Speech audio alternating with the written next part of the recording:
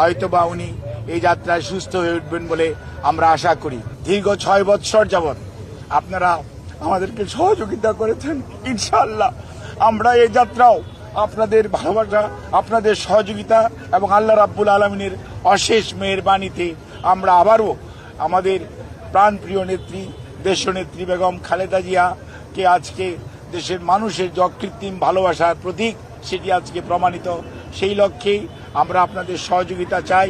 আমাদের ভারপ্রাপ্ত চেয়ারম্যান জনাব তারেক রহমান আপনাদের সবাইকে অনুরোধ করেছেন যে ধৈর্য ধারণ করার জন্য, এবং উনি সার্বক্ষণিকভাবে বিরামহীনভাবে দেশি বিদেশি চিকিৎসকদের সমন্বয়ে গঠিত মেডিকেল টিমের সাথে সার্বক্ষণিক যোগাযোগ রাখছেন।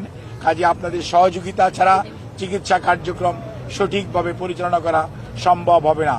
কাজে কোনো ধরনের গুজবে কান না দেওয়ার জন্য আপনাদেরকে অনুরোধ করছি, এবং দেশনেত্রী বেগম খালেদা জিয়ার জন্য সুস্থতার জন্য আপনাদের মাধ্যমে দেশ তথা সকল ধর্মের মানুষের প্রতি আমরা উদাত্ত আহ্বান জানাচ্ছি। আল্লাহ রাব্বুল আলামিন যাতে দেশবাসীর দোয়া, সারা পৃথিবীর অনেক মানুষের উনার প্রতি ভালোবাসা এবং দোয়ার কারণেই হয়তোবা উনি এই যাত্রায় সুস্থ হয়ে উঠবেন বলে আমরা আশা করি।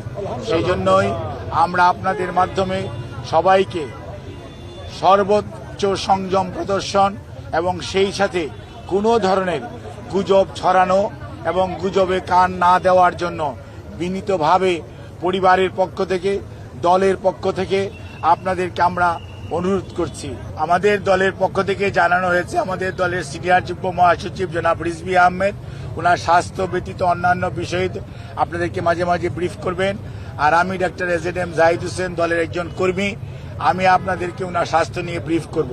এর বাইরে আপনারা অন্য কারো ব্রিফিং এর প্রতি কোনো ধরনের কান না দেওয়ার জন্য দল আপনাদেরকে অনুরোধ করেছে। আপনারা যদি এটা মানেন, ফলো করেন, তাহলে আর কোনো গুজবের ছড়ানোর সুযোগ থাকে না।